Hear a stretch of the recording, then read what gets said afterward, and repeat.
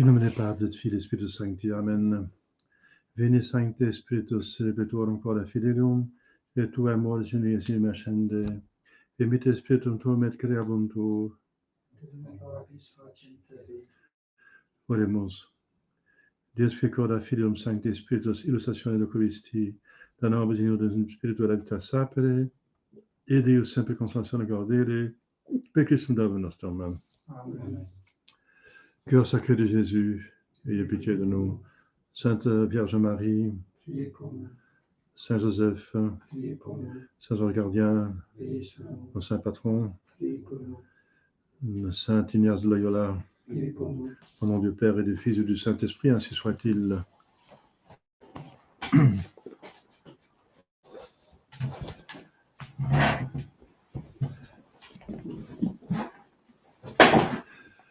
Voilà, chers fidèles, on continue dans la retraite donnée par la Sainte Vierge Marie à Saint Ignace pour nous. C'est pas pour Saint Ignace lui-même, bien sûr, c'est pour le partager, pour le prêcher.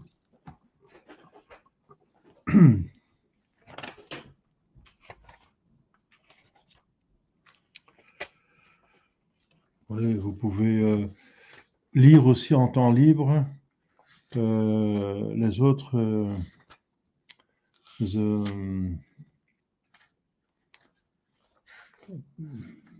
exercices dont on n'a pas le temps dans les 5 jours de les faire.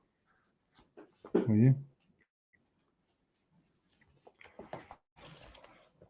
Par exemple, il y a la page 351, 54, le 54 par exemple, petit exercice de componction pour se maintenir en ferveur. Bon. Ça, on n'aura peut-être pas le temps de le voir parce que c'est pas vraiment... Vous verrez aussi qu'il y a des exercices qu'on ne fait pas. Le 3e, on l'a fait, mais le 4e, on ne fait pas, c'est pour les 30 jours. Le 5e, non plus. Quoique c'est très intéressant, cette méditation des applications d'essence. Ça, on peut utiliser cette tactique, disons, méthode de méditer aussi pour toute autre méditation, application d'essence. C'est qu'on va se concentrer par l'imagination qui s'occupe des informations historiques par les évangiles et la tradition, ce qu'on sait de Jésus, par exemple, Saint Jésus-Christ. Par exemple, dans la considération de la vie des mystères joyeux, douloureux, glorieux, eh bien, on va voir, par exemple, Jésus porte la croix. Application d'essence. Eh bien, ça va vous aider à mieux voir, méditer. Parce qu'on va faire en sorte que, imaginez qu'on est là vraiment et qu'on voit Jésus. Et on va s'occuper des détails. Dans quelle rue est-il? C'est plein jour, il a fait chaud, on sent la poussière de la rue, mais aussi la sueur des personnes, on entend des bruits de la ville, c'est Jérusalem, c'est avant la grande fête, c'est bourré de personnes. On essaie de voir vraiment en détail les couleurs, comment ils sont habillés, etc. Si vous avez vu des films, n'est-ce pas, sur la Passion, vous pouvez vous imaginer plus facilement. C'est comme si vous voyiez un film, n'est-ce pas? Et alors, avec votre imagination, vous allez créer ces films pour mieux voir Jésus-Christ, pour mieux être avec lui et pour mieux être connecté avec les mystères qu'il connecte, qu'il communique. Parce que Jésus communique sa divinité, sa grâce, à travers de son humanité, qui est donc sensible. Et qu'est-ce qu'on entend concrètement? Qu'est-ce qu'on sent? Qu'est-ce qu'on goûte? Peut-être la poussière, l'air qui est sèche. C'est début de en printemps, donc ça peut déjà être chaud là. Qu'est-ce qu'on sent? On sent la foule qui pousse, etc. Donc, vraiment, appliquer les sens avec l'imagination, appliquer les sens sur la situation que vous voulez méditer. Par exemple, la crèche. Vous faites comme si vous êtes un berger qui vient voir et vous sentez la paille en dessous de vos pieds, enfin, des chaussures que vous avez. Même il y avait beaucoup de gens qui n'avaient pas de chaussures, hein, qui étaient pauvres. Donc, la nuit, vous voyez, donc, on peut s'imaginer beaucoup plus clairement la situation si on applique vraiment, on se concentre sur les sens. Qu'est-ce que je vois et le plus de détails possible. Alors, ça vaut même vraiment dans la situation. C'est comme si on était là. Et ça rend plus vivante la méditation et ça donne plus de fruits, forcément. Parce que l'intelligence passe par les sens. Voilà, donc c'est l'application des sens, c'est intéressant tout ça, mais on n'a pas le temps d'expliquer tout ça, n'est-ce pas? Alors, parlant de la pénitence, c'est page 364, très intéressant, parce qu'on saute au numéro 90. 90, ça veut dire, non, plus 90, après 90. Ça veut dire, on est... attendez, qu'est-ce que j'ai dit? Est-ce que je ne me trompe pas là? C'est les méditations de l'enfer. Ici, il y a la peine morale, la peine du temps, la mort, le jugement particulier. Ah oui. Ouais.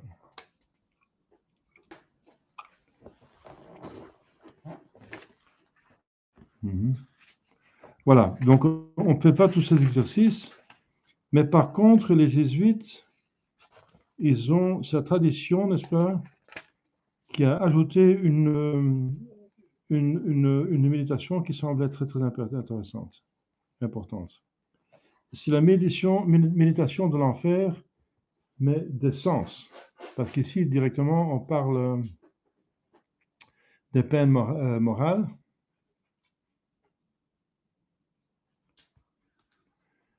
Et ces méditations, c'est en note, ne sont pas dans le livre d'exercice proprement dit, mais sont en fait qu'une reprise du premier et du deuxième exercice. Voilà.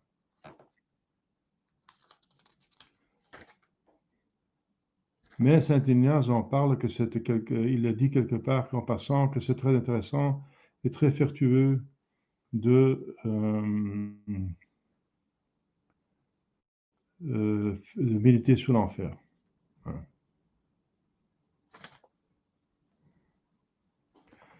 Voilà, donc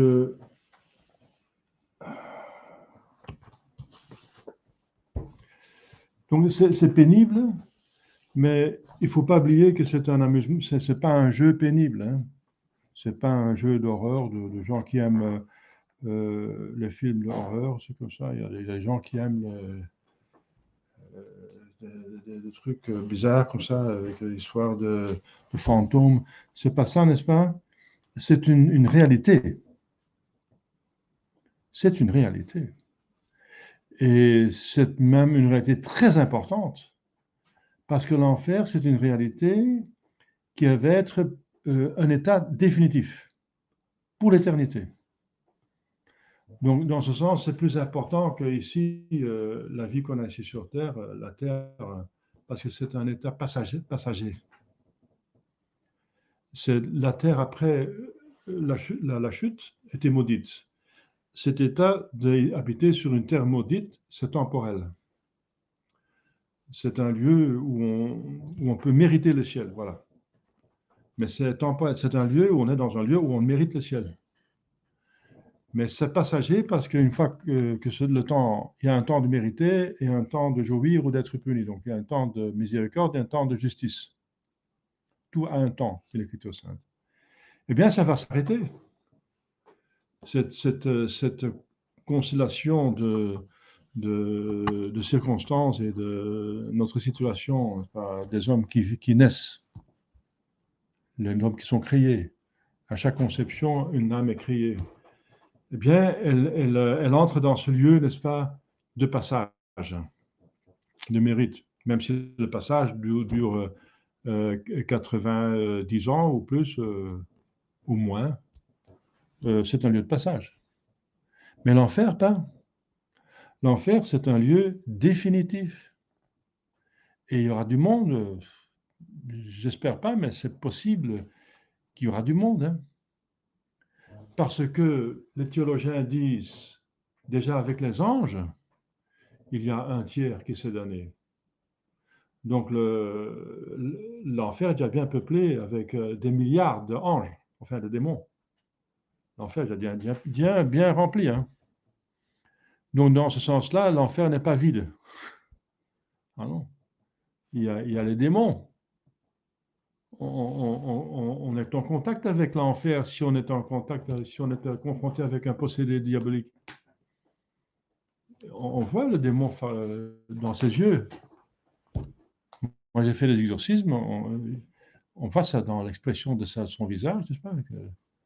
Le démon a pris la guidance du corps. C'est lui qui fait bouger le corps. Et l'âme est à l'étroit. C'est comme un carjacking. Quand je vous ai dit que l'âme par rapport au corps, c'est comme un chauffeur par rapport à la voiture, mais la voiture peut être piratée, n'est-ce pas? Alors vous êtes poussé de côté, vous êtes lié, vous ne pouvez plus bouger, vous le chauffeur, le propriétaire, et c'est le pirate qui se met au volant, c'est lui qui roule, c'est lui qui dirige le corps. C'est ça la possession diabolique. Et puisque le diable est plus fort que nous, qu'est-ce qu'on peut faire? On ne peut rien faire, sauf prier Dieu, lui est le seul plus fort que le diable. Voilà. Donc l'enfer, c'est vraiment une réalité, n'est-ce pas? Et même une réalité importante parce qu'elle est éternelle.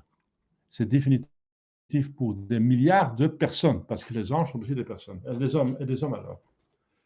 Eh bien, vu que Jésus, notre Jésus-Christ, parle souvent du petit nombre des élus, que peu sont appelés, et beaucoup sont appelés, pardon, ils sont tous appelés finalement, mais peu sont élus,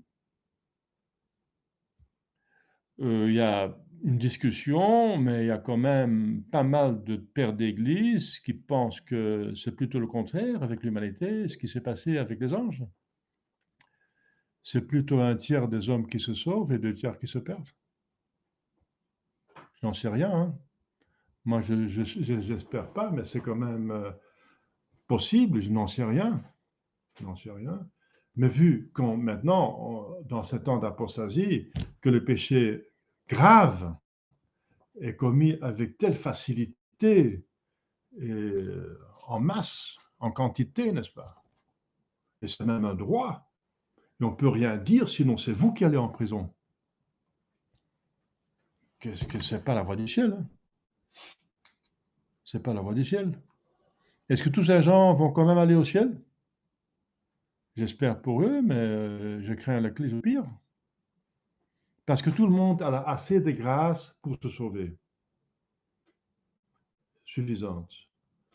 Tout le monde. Alors, donc il faut quand même qu'avant qu'ils meurent, qu'ils se mettent en ordre avec le bon Dieu. Mais j'ai vu mourir des gens qui ont refusé, qui refusaient. Hein. J'ai un membre de la famille qui a passé les 90 ans et ne veut rien savoir des prêtres de l'Église. Il s'attaque à l'Église, mais je dis, mais vous attaquez pas à l'Église, mais aux ennemis de l'Église, qui font n'importe quoi dans l'Église. C'est pas l'Église, mais vous voulez rien savoir. Il dit, c'est votre opinion, moi j'ai la mienne. Moi, c'est pas une opinion. J'ai dit, vous n'êtes pas très loin du passage, hein, vous allez voir. Où est votre certitude qu'il n'y a rien? Où est votre certitude qu'il n'y a rien? Expliquez les miracles de Lourdes. Si vous n'êtes pas croyant, vous pensez qu'il n'y a rien après la mort, expliquez les miracles de Lourdes. Il y a des guérisons inexplicables par la science. Et c'est fait par quelqu'un qui est mort, la Sainte Vierge Marie. Alors, s'il n'y a rien après la mort, comment elle peut faire des miracles après 2000 ans? Et chaque année, en invoquant la Sainte Vierge Marie, paf, quelqu'un est guéri d'une manière extraordinaire, d'une manière inguérissable. Expliquez ça avant de prendre le risque qu'il y a quand même quelque chose après la vie. après la mort. Vous prenez un grand risque. Hein. Et là, ils n'ont rien à dire, ils n'ont rien à dire. Hein. Avant de dire, voilà, il n'y a rien, où est votre certitude? Et comment vous pouvez avoir une certitude s'il y a des phénomènes comme les miracles de Lourdes? Expliquer le phénomène des miracles de Lourdes. C'est constaté par un bureau médical de docteurs qui sont là, n'est-ce pas? Et qui constatent la maladie, qu'elle est incurable. Ensuite, ils constatent que cette personne est guérie en une fois totalement, définitivement, et radicalement. Et, voilà. Et pas venir après 6 mois, après 1 an, pour constater que c'est toujours guéri. Eh bien, il y a des dizaines, sinon des centaines de guérisons comme ça, n'est-ce pas? Expliquez. Expliquez. Sinon, vous prenez un risque, n'est-ce pas? Un très grand risque. Et pour moi, ce n'est pas un risque. Hein. Vous voyez qu'il y a quelque chose, n'est-ce pas? Donc, l'enfer, même si l'on ne voit pas, il existe. Pourquoi on ne voit pas l'enfer? Parce que c'est un état, en ce moment, c'est un état. Parce qu'il n'y a que des esprits. Il n'y a pas des corps en enfer. Le ciel, ce n'est pas seulement un état de vision béatifique, mais c'est aussi un lieu, parce qu'il y a déjà des corps. Mais l'enfer, quand même, c'est un lieu parce que les corps vont ressusciter, et comme vous savez, les damnés vont aller corps et âme en enfer. Donc c'est quand même un lieu. Et on voit dans l'Écriture sainte que la terre s'ouvrait et Corée, etc., et s'est révolté, tombait dedans, dans l'enfer, dans les flammes.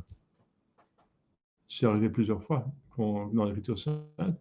Et c'est arrivé à Fatima, que la Sainte Vierge Marie, avec un geste, ouvre la terre et que les enfants voient l'enfer, voient des flammes où les âmes sont tourmentées dans les flammes, bousculées comme ça, comme dans un, je sais pas quoi, dans un brasier comme ça.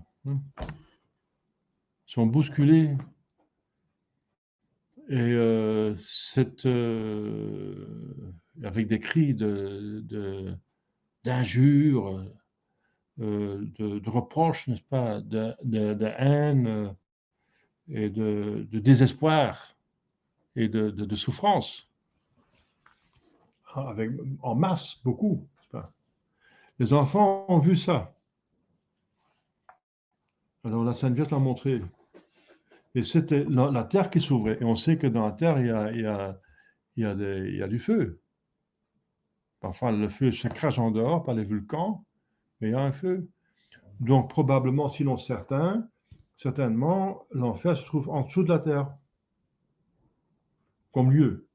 Voilà. Et on dit aussi, Jésus est descendu aux enfers. C'est le lieu tout près de l'enfer où il y avait donc les justes qui ne pouvaient pas entrer dans le ciel. Donc, ils avaient la peine de dents. Donc, privation de la vision béatifique, quoiqu'ils n'avaient plus rien à expier. Donc, voilà. L'enfer est très important parce que c'est une issue possible pour tout homme sur terre. Et nous sommes ici hommes sur terre. C'est une des possibilités. Et c'est pour toujours. Et c'est une issue qu'il faut absolument éviter, bien sûr. Hein. Mais pour l'éviter, il faut d'abord savoir que ça existe et comment ça se présente. Pour être motivé, parce que ça demande un effort. Ça demande l'effort de ne jamais pécher mortellement, et si on a péché mortellement, de se débarrasser le plus vite possible de ce péché avant de mourir. Et c'est pas facile, surtout pas dans un temps d'apostasie où on pêche si allègrement, en masse, et même les autorités civiles et ecclésiastiques. Donc,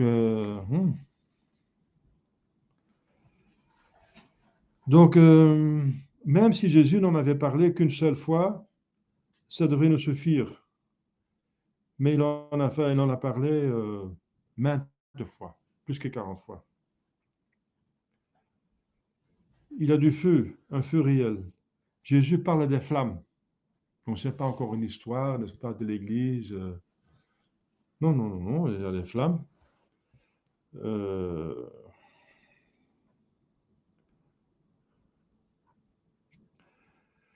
donc, pourquoi il y a des flammes? Eh bien, parce que on va en enfer si on fait un péché mortel. Péché mortel avec obstination, avec un péché mortel dont on n'a pas, on ne s'est pas débarrassé des péchés mortels. On a toujours ce péché mortel. Et on meurt comme ça. Alors, c'est ça qui amène en enfer. Un seul suffit, mais souvent, il y en a plusieurs. Un saint disait, c'était pas le seul, euh, la, beaucoup d'années sont en enfer, pas principalement à cause des péchés contre la chasteté, mais pratiquement aucun est en enfer qui n'a pas aussi péché contre la chasteté. Parce qu'une fois qu'on fait un péché mortel, n'importe lequel qui n'est pas contre la chasteté tombe aussi, parce que c'est sollicitant assez fortement. Et puisqu'on va quand même en enfer, et on appelle l'action, la grâce, et celui qui est en péché mortel ne s'occupe plus de prier beaucoup, etc. C'est pour ça qu'il se damne, etc. Donc, il ne peut plus résister non plus à cette forte inclination, n'est-ce pas?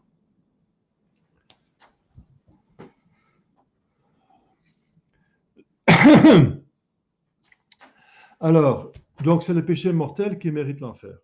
C'est la punition du péché mortel. C'est quoi le péché mortel? Eh bien, le péché mortel, on l'a vu à deux mouvements. On se détourne de Dieu parce qu'on refuse ce commandement, on refuse sa volonté. Hein? Le diable, s'il n'est quoi comme n'est quoi, ben, c'est pas vrai, il ne faut pas le croire. C'est pas vrai ce qu'il dit. On se détourne de Dieu. Et un deuxième mouvement, pour se tourner vers une créature de manière désordonnée. On voulait manger de cet arbre de fruits qui était cet arbre de connaissance du bien et du mal qui est interdit. On veut faire ce péché mortel, jouir d'une manière indue de cette ou cette créature, n'est-ce pas? On veut voler de l'argent, on va avoir une manière pour avoir quelques millions d'euros, on est fonctionnaire, on peut détourner des fonds, je vais vivre à l'aise pour le reste de ma vie. Hein? C'est volé, mais enfin tant pis. Hein, moi j'ai une vie agréable, hein, mais qu'est-ce qui se passe après, n'est-ce pas? Donc on se tourne d'une manière, donc deux mouvements.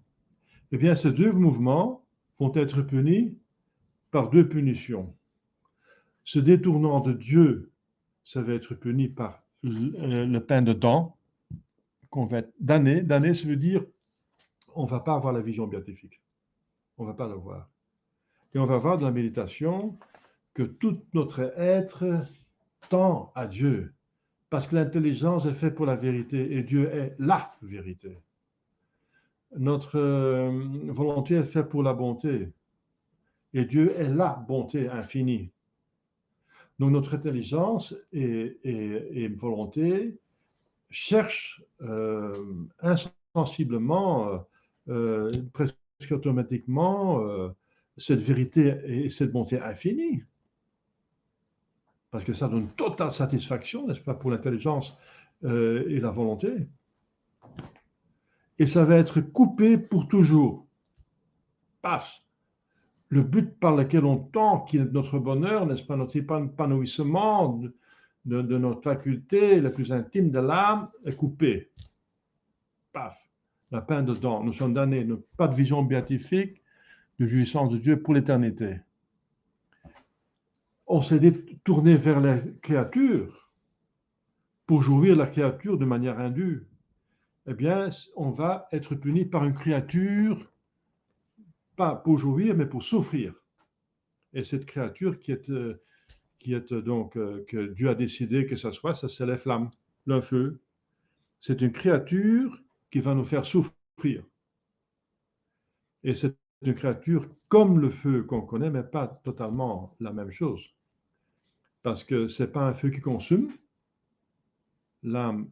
Et en plus, c'est un feu qui brûle des esprits, des âmes et des anges.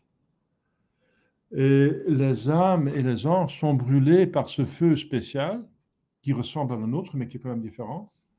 Parce qu'il donne aussi l'obscurité. On est dans les ténèbres, quoi qu'il y a du feu. Donc c'est un feu spécial. Mais il a la peine, la même peine à peu près du feu, n'est-ce pas? Donc l'âme qui entre dans l'enfer souffre du feu comme si elle est unie à un corps qui brûle à l'extérieur, à l'intérieur, tout entièrement. Voilà. Et je sais pas si vous êtes si vous avez brûlé, si vous êtes brûlé une fois, mais ça fait mal, hein?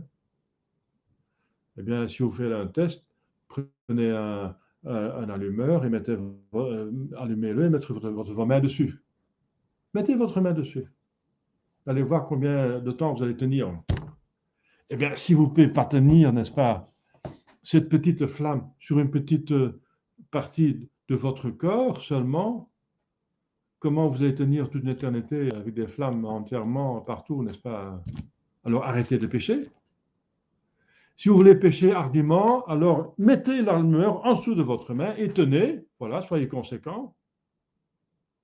Sinon arrêtez, il faut choisir. Ça peut aider, vous savez. Une fois, un professeur de séminaire se trouvait dans une réception, fait à table, et en face de lui, il y avait probablement, certainement, un franc-maçon. Et il voyait l'homme en soutane, avec le col romain, il disait « Ah, vous êtes des personnes qui croient à l'existence, à l'enfer. » Et monsieur? Et l'abbé de répondre « Ne pas croire en l'enfer, c'est la voie la plus directe d'y aller, monsieur. » Il a plus dit un mot, l'autre, hein, parce qu'il a touché quelque chose.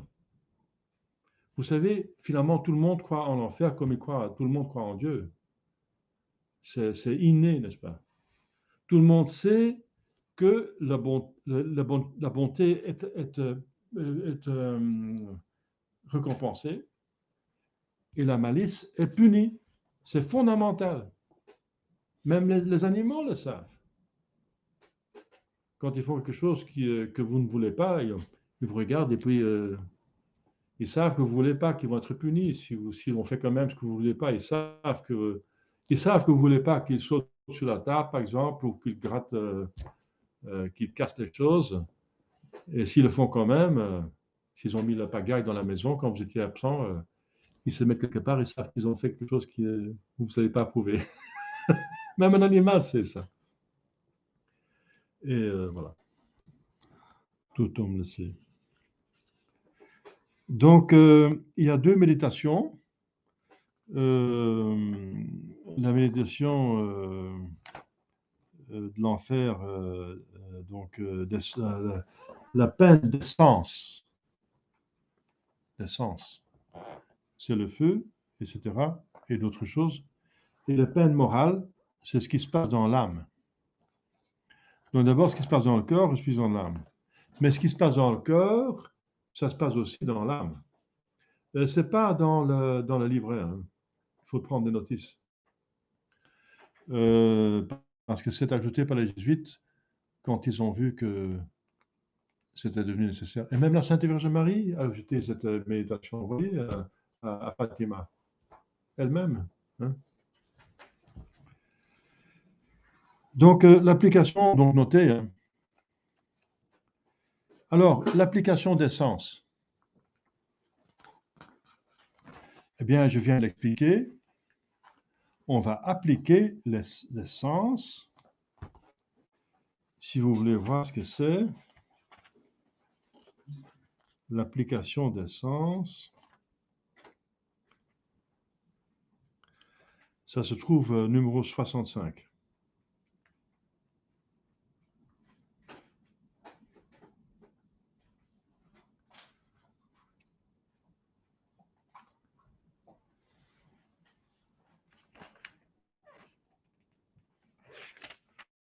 Bon, excusez-moi. Donc, ça a été quand même introduit quand même, donc l'application d'essence numéro 65.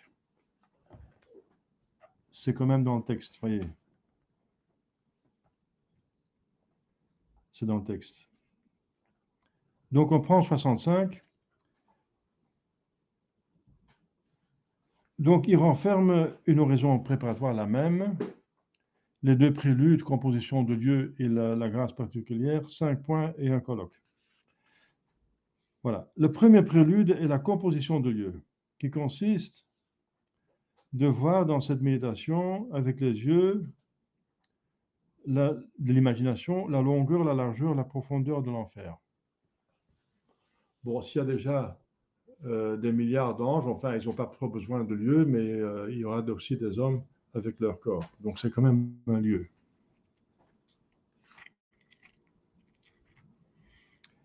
Le second est la demande de la grâce que l'on veut obtenir. Je demanderai le sentiment intérieur des peines que souffrent les damnés, afin que si mes fautes me faisaient jamais oublier l'amour du Seigneur éternel, du moins la crainte des peines m'aida à ne pas tomber dans le péché.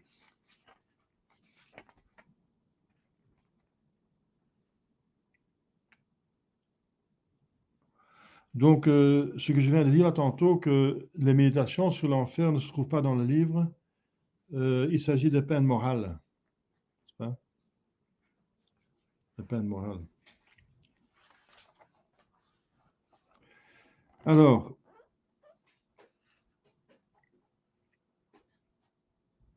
donc c'est une méditation salvifique. Pour beaucoup de gens, malheureusement, leur amour de Dieu n'est pas assez fort pour ne pas pécher mortellement. Et alors, la peur de peine de l'enfer et du purgatoire peuvent aider. Et c'est arrivé plusieurs fois. Sainte Thérèse d'Avila a vu en vision très clairement, elle s'est trouvée en vision dans le lieu que le diable avait préparé pour elle. Parce qu'il y avait un relâchement dans le parloir. Elle parlait trop avec les visites, elle rompait donc le silence trop, et elle avait fait le vœu de garder le silence. Elle est en train vraiment de commettre des péchés mortels, ça allait vers le péché mortel, vu le vœu qu'elle avait fait. Et Jésus lui montre, c'est une grâce, lui montre la place où elle se trouve, et ça lui a donné, après un boost, comme on dirait, un élan, elle ne s'est plus jamais plainte de quelque chose sur terre, plus jamais. Jusqu'à la mort, elle ne s'est plus jamais plaint quelque chose. Parce que tout ce qu'elle voyait sur terre, c'était rien par rapport à ce qu'elle a vécu là, en enfer. En vision, mais quand même, elle a senti les choses. Elle a vu des choses. Elle était là, coincée, n'est-ce pas? Dans un lieu étroit. Et si on a la claustrophobie, c'est pas amusant, quoi. C'est intéressant de voir ça dans la vie de Sainte Thérèse d'Avila, sa vision de l'enfer. Alors, donc ça l'a aidé à devenir une sainte, très grande sainte, qui a fondé plusieurs carmels, la réforme, une règle difficile, mortifiée. Alors, on va appliquer l'essence. Premièrement, la vue. Dans le premier point, je verrai des yeux de l'imagination. Avec mon imagination, je vais m'imaginer que je vois réellement ces feux immenses et les âmes des éprouvés comme enfermés dans des corps de feu.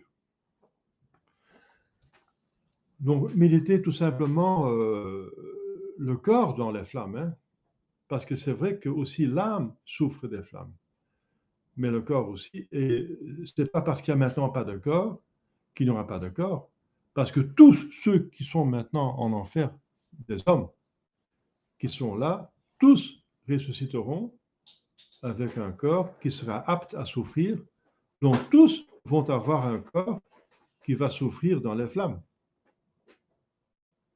Donc il vaut mieux maintenant déjà méditer où on va arriver si on pêche mortellement et on ne se repent pas, on va aller en enfer avec son âme, mais après avec son corps. On ne sait pas encore en ajouter si ce n'est pas nécessaire, non. Nécessairement, tous ceux qui sont en enfer, et c'est la justice de Dieu, parce que pratiquement tous les péchés ont été faits corps et âme. Si on ment avec la volonté et l'intelligence, mais aussi avec ses lèvres, avec sa bouche. Si on vole avec la volonté, mais aussi avec sa main. Avec ses pieds, on va quelque part pour voler, etc. Donc, on a péché avec le corps et l'âme. Donc, le corps et l'âme doivent être punis. C'est clair. Voilà. Donc, n'hésitez pas de voir les corps dans l'enfer, hein, même s'ils ne sont pas maintenant, mais ils y seront, certainement. C'est révélé. Et je crois en la résurrection de la chair. C'est dans le credo. Tout homme va ressusciter. Ceux morts en état de grâce vont recevoir un corps apte à voir Dieu, à contenir une âme qui voit Dieu. Et ceux qui sont morts en état de péché mortel vont recevoir un corps qui est apte à souffrir, à être dans le feu éternellement sans brûler, sans être consumé, je veux dire. Il va être brûlé, il va brûler toute l'éternité, mais sans consumer.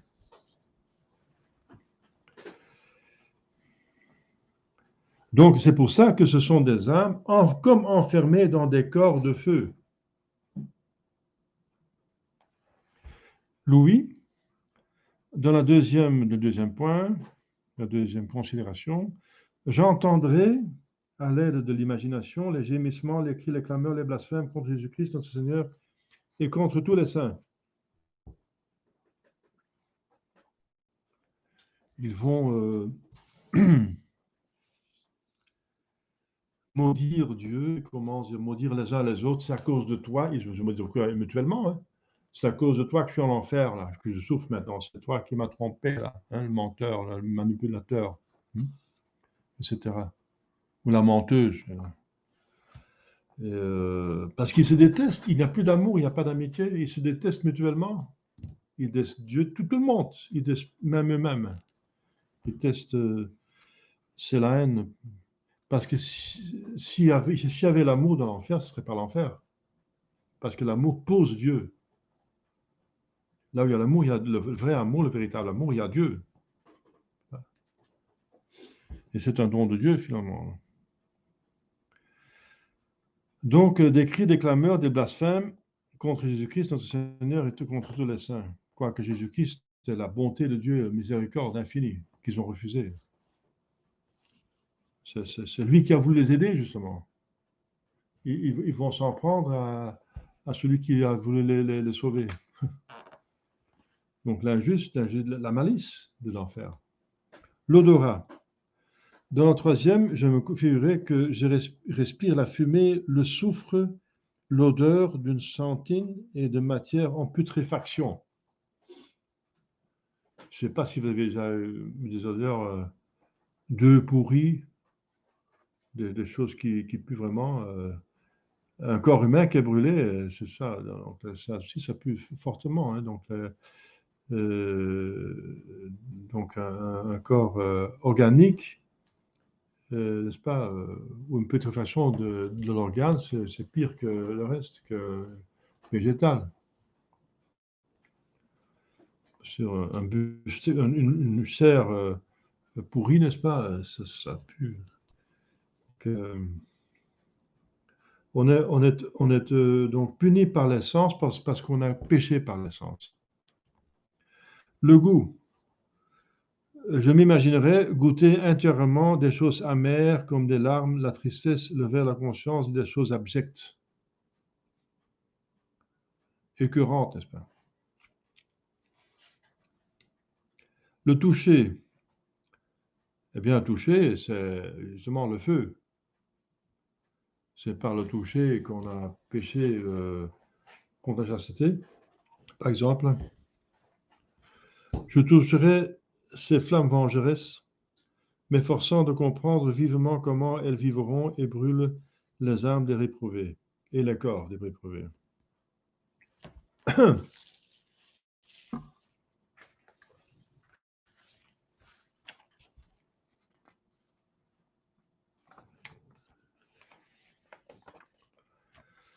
Donc, c'est imaginer la réalité de l'enfer. La réalité de l'enfer. Il n'y a plus de consolation divine. Ils se sont détournés de Dieu, donc Dieu ne peut rien faire pour eux. Il n'y a aucun signe d'amitié de la part de Dieu, puisqu'ils l'ont refusé.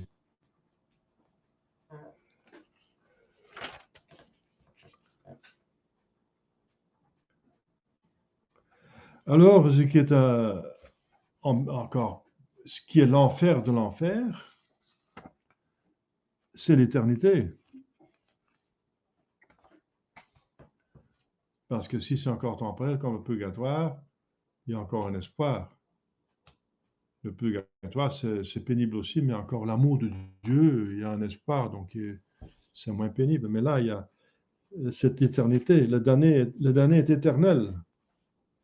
Non seulement quant à l'âme, mais aussi quant au corps, immortel. Il ne pourra ni se donner la mort,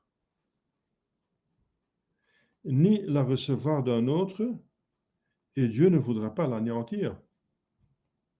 Parce que c'est Dieu lui-même qui dit que ce sont les flammes éternelles. Vainement, dit l'Apocalypse, désirera-t-il la mort le fuira. Parce que la mort, dans ce sens, c'est une délivrance. C'est une hérésie. Les témoins de Jéhovah pensent ça. Et le Seigneur n'exaucera pas son désir. Secondement, la prison elle-même est éternelle et indestructible, parce que la terre, au centre de laquelle elle est située, durera toujours. Terra autem in aeternum stat. C'est dans l'Ecclésiastique.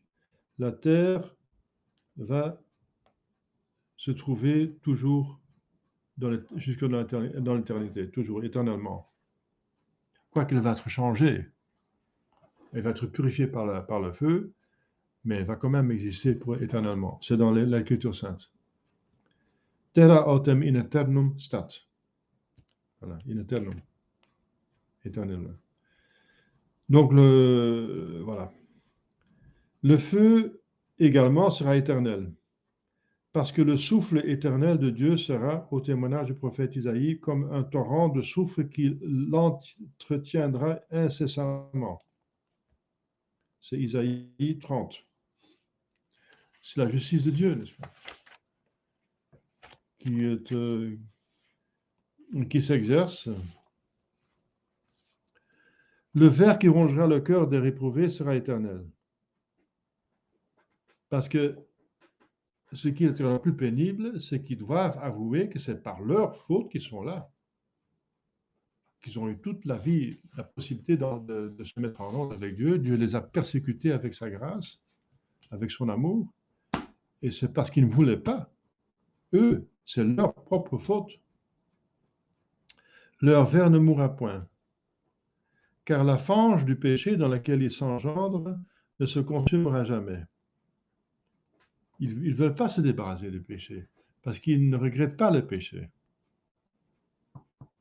Les coupables ne pouvant se distraire un instant, parce que distraction, c'est encore consolation, il n'y a pas de consolation, ni du souvenir de leur désordre passé, ils ne peuvent pas se débarrasser du souvenir de ces désordres, ni du sentiment de leur peine présente.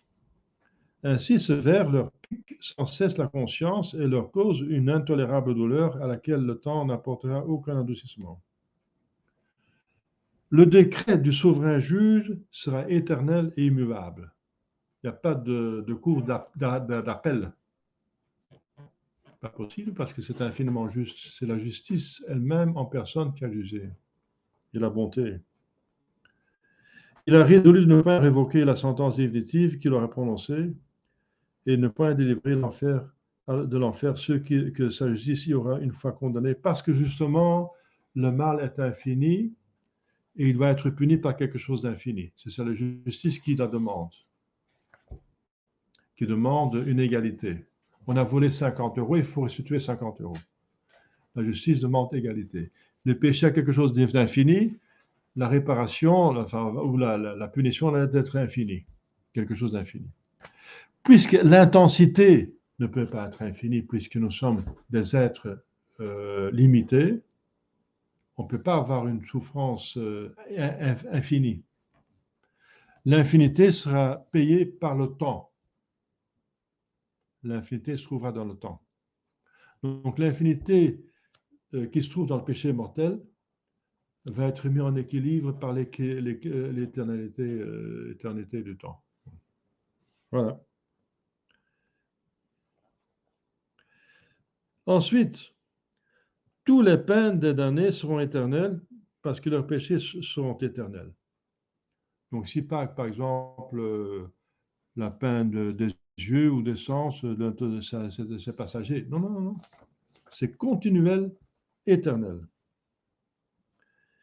Il ne peut y avoir en enfer de pardon, ni de vraie pénitence, ni de satisfaction convenable, ni de titre à l'application du sang de Jésus-Christ, d'où il suit que vouloir mourir sans faire pénitence de ses péchés, c'est dans quelque façon vouloir demeurer à jamais avec ses péchés, c'est vouloir qu'il soit éternel et par conséquent mériter que la justice divine le châtie éternellement.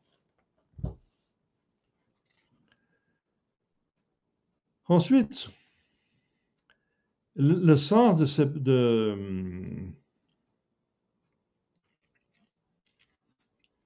la continuité des peines jointes à leur immutabilité, ça veut dire que les peines en enfer séviront sans interruption et sans adoucissement. Après des millions d'années, ou des milliards d'années, ou des milliards d'années, il ne sera accordé aux réprouvés ni un jour de repos, ni une trêve d'une heure ou même d'un moment.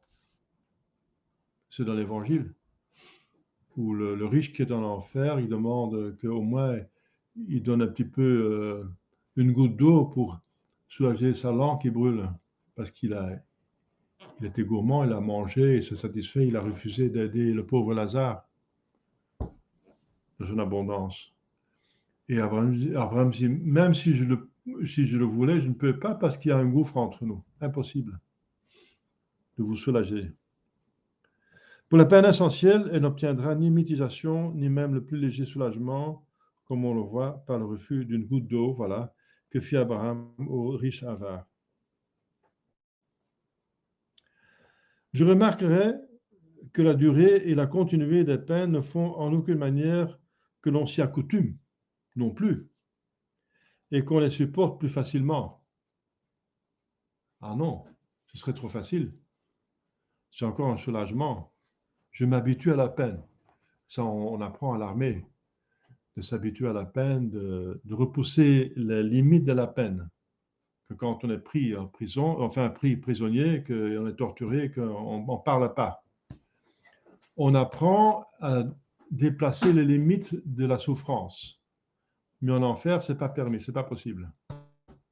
Pas possible. Au contraire, chaque jour, ils sont comme nouveaux et paraissent plus intolérables que jamais. Comme l'orgueil des damnés qui haïssent Dieu s'élève toujours, selon la parole du prophète David, de même leur colère, leur envie, leur impatience, leur fureur, leur rage ne cessent de croître. Que dis-tu, ô mon âme, et que fais-tu si tu as une foi vive à l'existence de ces peines?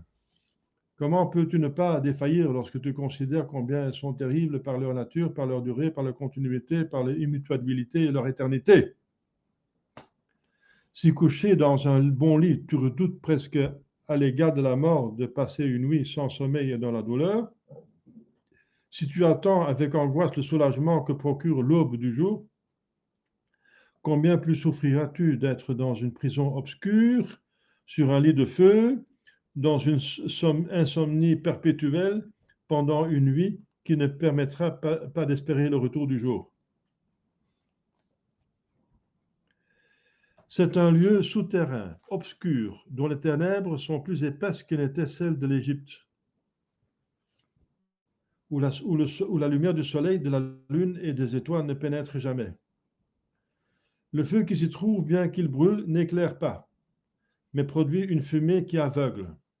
Parce que Dieu, le privant d'une partie de sa vertu, lui retire pour châtier les méchants ce qu'il a de bon et qui laisse ce qu'il a de nuisible par rapport au feu qui est sur la terre.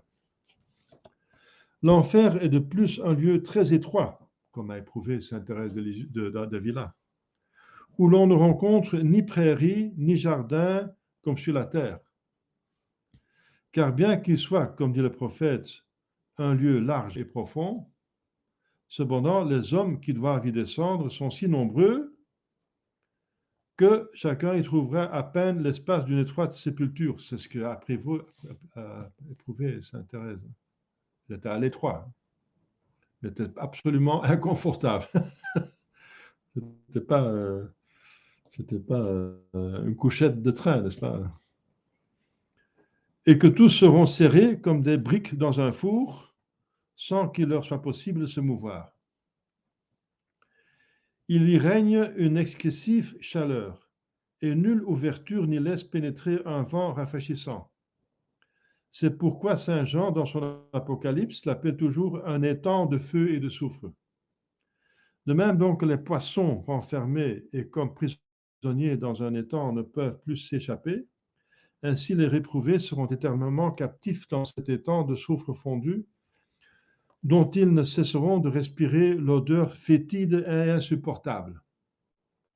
C'est en effet une autre propriété de l'enfer que cette horrible infection, augmentée surtout par les corps des damnés.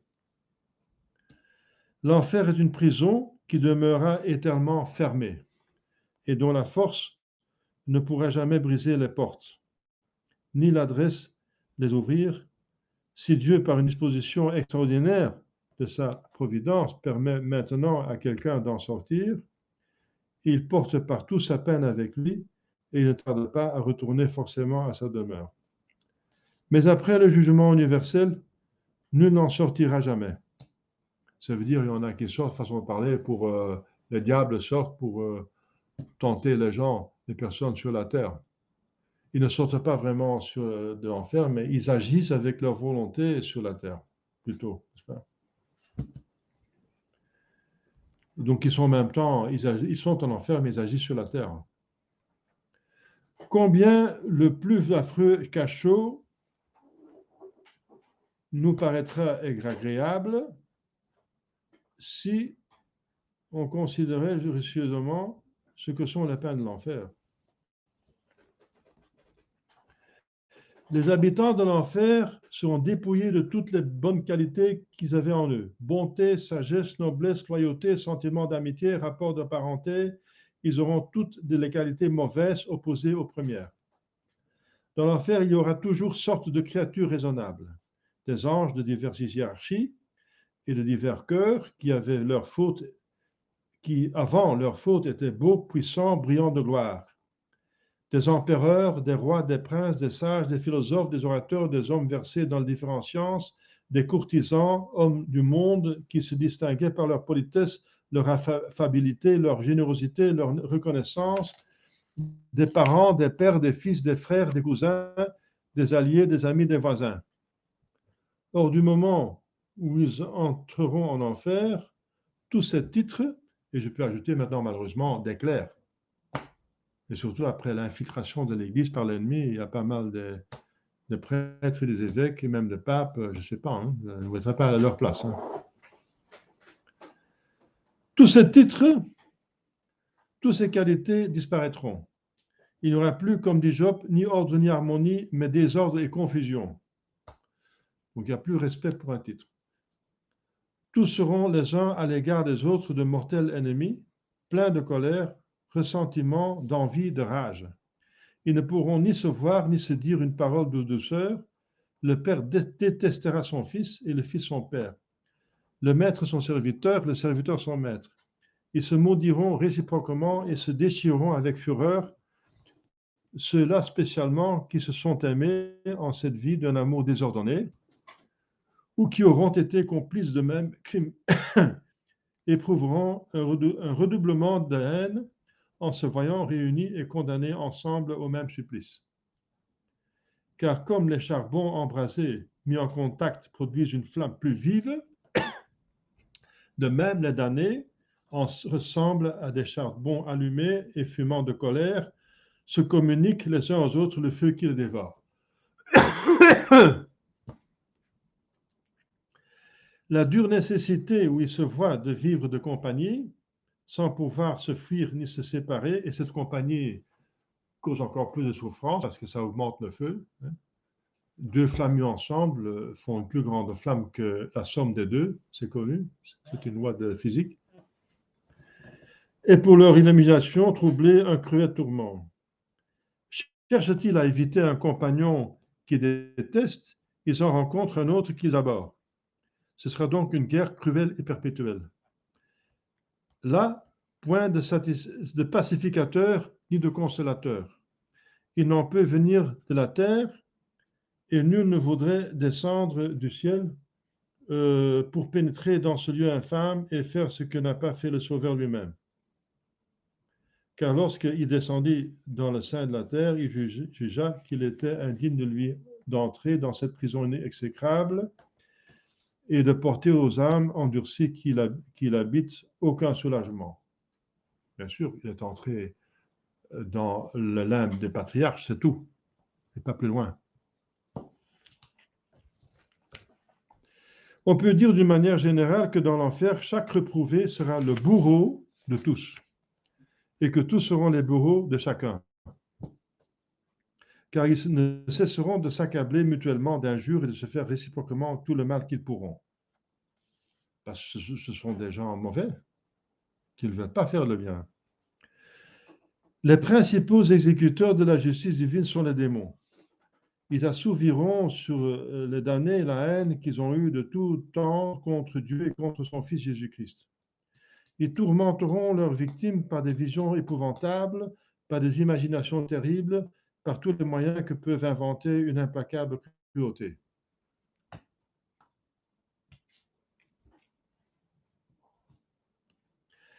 De tous les bourreaux, le plus cruel est le ver de la conscience, qui ronge et rongera éternellement le cœur des éprouvés. Car ils se rappelleront sans cesse les péchés qu'ils ont commis, les secours qu'ils ont reçus pour en faire pénitence et la facilité qu'ils avaient d'éviter le malheur dans lequel ils sont tombés. Aussi imputeront-ils uniquement leur perte à la perversité de leur libre arbitre,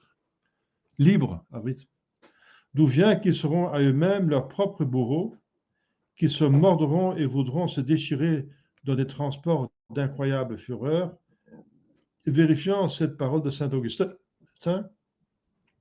vous l'avez ordonné, Seigneur, et il en est ainsi, une âme coupable trouve en elle-même son supplice. Ses péchés sont des bourreaux, ses passions sont tourments, comment pourrait-elle se supporter elle-même? Enfin, le dernier tourment que souffriront les damnés leur viendra de la main invisible du Tout-Puissant, qui déchirera sur eux toute sa colère. Ces misérables n'iront pas d'où partent les coups, tourneront leur rage contre Dieu, vomiront contre sa majesté d'horribles blasphèmes et souhaiteraient de l'avoir anéanti. Mais Dieu n'a fait que donner la bonté. Il est créateur, providence, rédempteur et glorificateur. Et s'ils sont damnés, c'est parce qu'ils ont refusé tout ça, n'est-ce pas?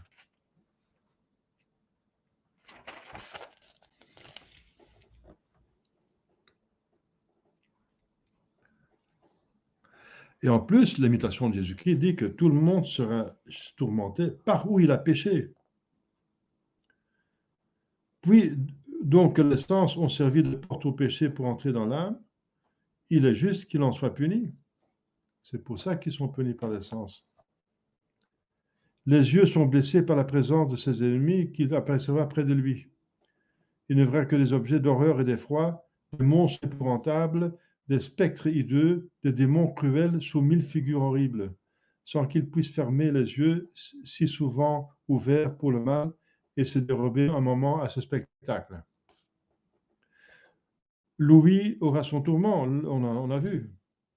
L'oreille entendra sans cesse des blasphèmes contre Dieu, des injures, des imprécations, des cris d'hurlement en punition des péchés dont elle aura été l'organe. Voilà.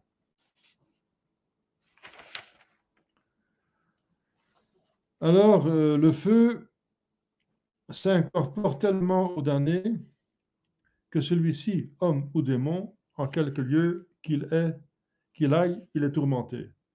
Ce qui nous permet de dire qu'il porte partout avec lui le feu de l'enfer, parce qu'il porte avec lui la douleur qu'il en ressent. C'est même le cas pour les âmes de purgatoire. On voit dans le musée du purgatoire à Rome qu'une âme a posé comme sa main sur une table et on voit que la table est brûlée. Et il n'en va pas de même, et c'est donc un miracle que Dieu veut faire pour nous montrer les souffrances des âmes purgatoires pour qu'on prie pour elles. Quoique ce feu soit de même, le même pour tous, il agit néanmoins différemment sur les damnés. Il sait discerner de grands pécheurs des moins coupables, enfin, qui ont fait moins de péchés mortels. Avoir tué une personne ou une centaine, c'est différent. Avoir tué son voisin ou un petit enfant, c'est différent. Avoir tué un étranger ou sa propre mère, c'est différent. En proportionner les peines aux crimes. Il distingue même en chaque pécheur la partie de son corps la plus criminelle. Et c'est à celle-là qu'il s'attache.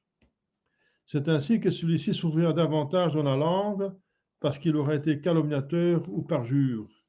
Celui-là dans la gorge parce qu'il aura été adonné à la bonne chair et à la boisson. Effet sans doute bien surprenant de la toute-puissance de la justice divine dont ce feu est l'instrument. Ce même feu, comme on l'a déjà dit, est privé de toutes les propriétés qui pourraient procurer quelque soulagement. Il est ardent, mais ne luit pas. Il est brûlant, mais ne consume pas. Il est dévorant, mais ne perd rien de son intensité. Les malheureux damnés sont comme une paille qui s'allume sans résistance, mais qui n'est jamais réduite en cendres. Voilà, donc je pense que vous avez un petit peu de matière pour réfléchir. Allez-y allègrement, hein, de plus qu'on objecte l'enfer, de plus qu'on est motivé d'éviter la cause, la seule cause pour y aller, c'est le péché mortel. Le but, c'est d'avoir une haine, tellement une haine du péché mortel qu'on ne le commet plus jamais. Voilà. Donc, c'est la grâce à demander. Hein.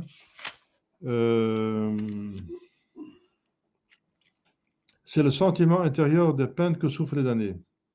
Voilà. Et ne faut pas oublier le colloque avec notre Jésus-Christ. Je me rappelais combien des âmes sont en enfer, les unes parce qu'ils n'ont pas cru à la venue de Jésus Sauveur, dans l'Ancien Testament, les autres parce qu'ils ont, en y croyant et n'ont pas agi selon ses commandements, partageant ces âmes en trois classes. La première, celles qui se sont perdues avant sa venue, la deuxième pendant sa vie, la troisième après sa vie en ce monde. C'est nous. Je lui rendrai grâce de ne m'avoir laissé tomber par la mort dans aucune de ces classes, me rappelant au contraire comment j'ai toujours été jusqu'ici l'objet de sa grande compassion et de sa grande miséricorde. Et je terminerai en récitant l'horizon dominical, dans le Pater.